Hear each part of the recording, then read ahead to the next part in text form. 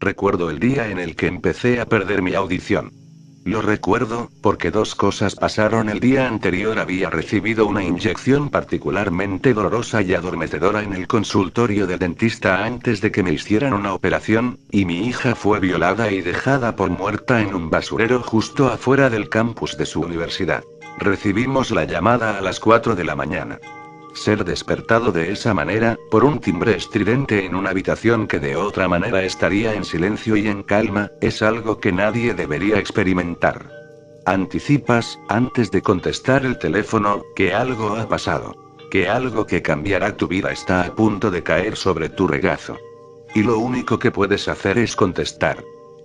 Señor Barrister, dijo la voz al otro lado de la línea. Lo siento por llamar a esta hora. Es sobre su hija. Nunca olvidaré esas palabras o la manera gélida en la que envolvieron mi corazón. Mi hija, mi niña pequeña. Miré a mi esposa. Ella me observó, y lo sabía. Si nunca vuelvo a escuchar el sonido que hizo entonces, me consideraré bendecido. En medio de la ráfaga de empacar y encontrar un avión para llegar a Emily, y toda esa preocupación desgarradora, ni siquiera me di cuenta al comienzo.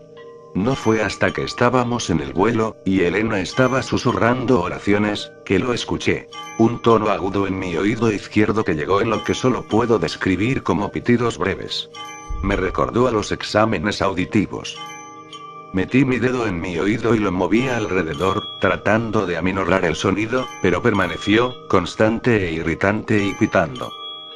Sin embargo, lo delegué al reverso de mi mente tan pronto como aterrizamos, y nos apresuramos del aeropuerto al hospital, en donde Emily yacía inconsciente con una serie de máquinas manteniéndose vigilantes al lado de su cama. Las había visto incontables veces antes, ya sabía lo que cada una de ellas hacía y por qué estaban conectadas a mi hija. Pero, en ese instante, eran monstruosidades extrañas y mecánicas que la hacían ver pequeña y frágil. En tanto esperamos ahí, sentados, acariciando su cabello y diciéndole cuánto la amábamos, recordé en retrospectiva a la única otra vez que Emily había estado en un hospital. Tenía 6 años, quizás 7, y era su hora de dormir. Quería quedarse despierta por más tiempo como su hermano mayor, pero le dije que dejara de saltar sobre su cama y que se alistara para dormir. Le di mi espalda por solo un minuto, ni siquiera recuerdo por qué, y ella se deslizó. Manaba sangre desde un corte desagradable por encima de su ojo, en donde se había golpeado con la cabecera, y estaba gritando. Después de que la habíamos calmado y de que pudimos darle un vistazo a la herida, concordamos en que necesitaría suturas. Mientras Elena se vestía, llamé al hospital en el cual trabajaba como anestesiólogo y me puse en contacto con uno de mis amigos doctores para hacerle saber que íbamos a llegar. Elena se quedó en casa con nuestro hijo, y yo llevé a Emily. ¿Dolerá?, me preguntó Emily desde el asiento trasero. Estaba mirándome fijamente por el espejo retrovisor, con un ojo cubierto por la tela que estaba presionando contra su frente. No, me aseguraré de que no. ¿Cómo? Mi pequeña, siempre la escéptica. ¿Recuerdas cómo hablamos de que papi hace que las personas se duerman en su trabajo? Se había convertido en una broma en nuestra casa. Más te vale portarte bien, o papi te pondrá a dormir por siempre. ¿Sí? A veces, solo hago que una parte de la persona se quede dormida. De esa manera, los doctores amables los pueden curar, y ni siquiera lo sienten. ¿Me harás eso a mí? Sí. ¿Y te quedarás conmigo todo el tiempo? Por supuesto. Apenas se quejó del dolor cuando inyecté la anestesia local, y luego se quedó dormida durante las suturas. Emily era una chica fuerte. Era una mujer aún más fuerte. Le tomó 3 días despertar. Durante ese tiempo, la audición en mi oído izquierdo había empezado a disminuir, hasta que lo único que escuchaba con claridad absoluta era ese pitido agudo que había notado por primera vez en el avión. Bip. Bip. Bip. Pero no me podía preocupar por ello, no cuando mi familia me necesitaba tan desesperadamente, y no se lo mencioné a nadie. La recuperación de Emily fue un proceso lento. Aseguró que no recordaba quién la había atacado y dijo que no podía ofrecer ninguna descripción o declaración a la policía. Se mantenía reservada con respecto a lo que había pasado, incluso con su madre, con quien compartía todo. Mi despreocupada y siempre sonriente hija ahora era acechada, y cada vez que me veía, había un dolor muy profundo tallado en sus ojos. Nunca me había sentido así de inútil o vacío. Después de que fue dada de alta del hospital, se retiró silenciosamente de la universidad y se mudó de vuelta con nosotros, en donde pasaba la mayoría de sus días encerrada en su habitación. Mientras tanto, la sordera y el pitido en mi oído continuaron. Bip. Bip. Bip. Aún así, pospuse el ir a revisarme. Asumí que fue algún tipo de anomalía con la inyección del dentista, y no había mucho que se pudiera hacer sobre eso de todas formas. Sería casi imposible de probar. Mi atención estaba enfocada casi enteramente en Emily, y en ayudarla de cualquier forma que pudiera. Al diablo con mis problemas. La colocamos en terapia, investigamos técnicas curativas, nos entregamos en su totalidad a su salud física y mental, en toda manera en la que ella nos lo permitiera. Tomó meses, pero comenzó a sonreír de nuevo. Los terrores nocturnos empezaron a desvanecerse, y, pieza por pieza, nuestra Emily volvió a nosotros. Acabábamos de discutir si se sentía lo suficientemente cómoda como para volver a la universidad cuando la situación empezó a desmoronarse. Emily había llegado al hospital en donde yo trabajaba para almorzar conmigo. Estábamos sentados en la cafetería. Nuestras bandejas de comida permanecían intactas mientras hablábamos de las clases que quizá le gustaría llevar. Emily se encontraba a la mitad de contarme sobre una clase de genealogía en la que estaba interesada, cuando se congeló, sin terminar su oración, y el color se drenó de su rostro. Cariño, ¿estás bien? Seguí su mirada fija hasta la línea de la caja, en donde un trío de personas estaban esperando a pagar por su comida, y luego la observé a ella de nuevo. Debo irme, me dijo, de pronto. ¿Qué sucede? Te quiero, papá. Prácticamente huyó de la cafetería. Me giré hacia los de la fila. Reconocí a dos, al jefe de medicina y a un oncólogo, pero al tercero no lo conocía. Era un hombre joven alrededor de la edad de Emily, y el parentesco superficial que compartía con el jefe me hizo creer que era algún tipo de familiar, quizá un nieto. Mientras más lo miraba, más ruidoso se tornaba el pitido en mi oído. Bip. Bip. Bip.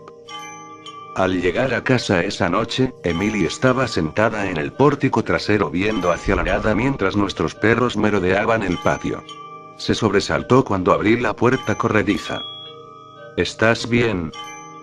Le pregunté, tomando asiento a su lado. Sí, me dijo. El silencio que cayó entre nosotros fue uno muy pesado. Sobre hoy. Comencé a decir. Víctor murmuró. No dije nada, temeroso de interrumpirla y causar que se aislara otra vez. Va a la misma universidad que yo. Llevamos la clase de biología juntos, cada palabra sonaba como si estuviese siendo arrancada de ella por la fuerza. Descubrimos que éramos de la misma área, así que charlamos un par de veces acerca de clases y de cómo tú y su abuelo trabajan en el mismo lugar, y luego intercambiamos fotos y eso. Y eso era, claramente, cosas que ningún padre quiere pensar que su hija está haciendo, jamás. Solo asentí. Pero estábamos yendo demasiado rápido, así que le dije que solo quería que fuéramos amigos de nuevo. A él no le gustó. Me dijo que si no hacía lo que quería, compartiría las fotografías que le mandé. Su voz se fracturó y se alejó de mí. Ahora, eso es ilegal en muchos lugares, y le dije que me aseguraría de que se metiera en problemas. Se enojó. Víctor la había acorralado afuera de un club, y trató de hacer que se fuera a casa con él. Cuando Emily se rehusó, él se tornó violento. La había arrastrado al callejón y la atacó. Dijo que si llegaba a contarlo, compartiría todos nuestros mensajes para que las personas supieran que yo lo quería, y que se aseguraría de que te despidieran y de que tu carrera se terminara. Emily estaba temblando en medio de sollozos. Su abuelo era el jefe de medicina, lo pudo haber hecho. La acerqué a mí y la abracé mientras lloraba. No importó cuánto traté de decirle que teníamos que llamar a la policía, se negó. No puedo, papá me dijo. Tiene mensajes y fotografías. Nadie me va a creer. Al día siguiente, cuando me presenté al trabajo, fui de inmediato a la oficina del jefe de medicina. No sabía qué era lo que iba a hacer o decir, solo tenía que hacer algo. Apenas había tocado la puerta cuando él me llamó. Antes de que pudiera hablar, el doctor Gladson me miró y dijo: Ah, bien. Marta te encontró. Quería hablar contigo acerca de mi nieto, Vic. Tendrá cirugía esta tarde. Nada serio, pero me gustaría que fueras su anestesiólogo. Le preguntaría a Taylor, pero él ya fue calendarizado. Casi respondí que no. Casi le grité que su maldito nieto era un monstruo. Casi le dije que preferiría verlo muerto. En su lugar, tomé un respiro hondo, y dije: por supuesto. Bien. Es a las 2:30 de la tarde con el Dr. Lim. A medida que me di la vuelta para irme, el pitido en mi oído izquierdo pareció ser tan fuerte, que casi era palpitante. Bip. Bip. Bip. A las 2:30, como prometí, estaba sentado en la cabeza de la mesa de cirugía detrás del monitor de gas anestésico. Víctor, un joven bien parecido con una actitud arrogante, estaba recostado delante de mí. Hola, Víctor, le dije. Hey. No se veía para nada nervioso, lo cual me decía que no sabía quién era yo. No me sorprendió. Pocas personas molestan en aprender el nombre del anestesiólogo. ¿Esta es tu primer cirugía? Nope. ¿Y sabes cómo funciona la anestesia? Cuenta hacia atrás desde 10, ajá.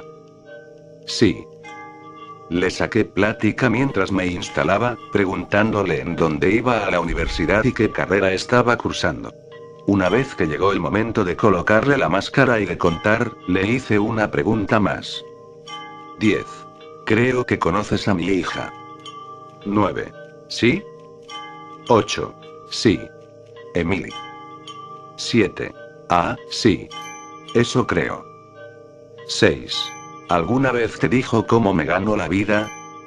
5. Quizá. Comenzaba a adormilarse. 4. Pongo a las personas a dormir para ganarme la vida, Vic. Le estaba susurrando. 3. Ah. 2. A veces permanentemente. 1. Entonces el pitido en mi oído se incrementó y, con lentitud, me di cuenta de que hacía eco. Observé a su monitor cardíaco, ubicado no muy lejos de mi cabeza, y hacía bip en sincronía con el pitido en mi oído. Bip. Bip. Bip. La cirugía transcurrió bien por más o menos 20 minutos, hasta que Víctor experimentó un declive en su presión sanguínea. El choque en su sistema desencadenó convulsiones violentas, y el cirujano ladraba órdenes, demandando esto y aquello para estabilizar al chico. Pero no había nada que se pudiera hacer. La sobredosis de anestesia puede ser una cosa tan terrible, tan delicada. Conforme el personal batallaba para revivirlo, y yo aparentaba hacer lo mismo, el ritmo constante del pitido en mi oído cambió por primera vez. Bip. Bip. Bip. Bip. Víctor fue declarado muerto a las 3 de la tarde con 2 minutos.